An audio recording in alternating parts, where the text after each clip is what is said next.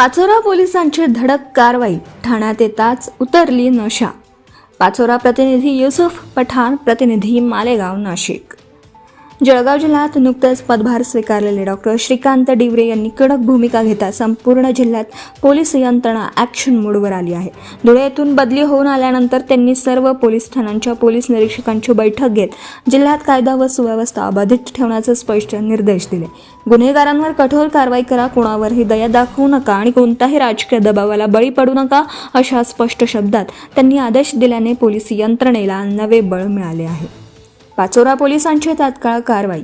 या आदेशांची अंमलबजावणी करत राहुल कुमार पवार, पोलीस निरीक्षक पाचोरा यांनी आपल्या पथकासह शहरात धडक मोहीम राबवली। शहरातील विविध हॉटेल्स व ठिकाणी अचानक तपासणी करण्यात आली।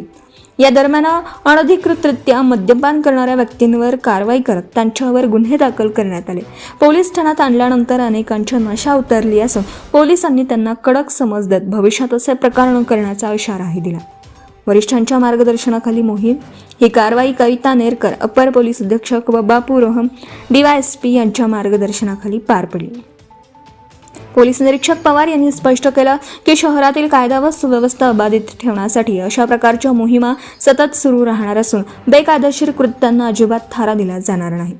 गुन्हेगारांमध्ये धाक। या धडक कारवाईमुळे पाचोरा शहरात गुन्हेगारांमध्ये चांगलाच धाक निर्माण झाला आहे।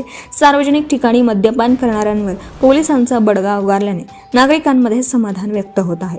पोलिसांची ही ॲक्शन मोड मोहीम पुढील काळात आणखी तीव्र होण्याची शक्यता असून कायदा मोडणाऱ्यांसाठी हा स्पष्ट इशारा ठरत आहे। Subscribe now and press the bell icon. Never miss an update.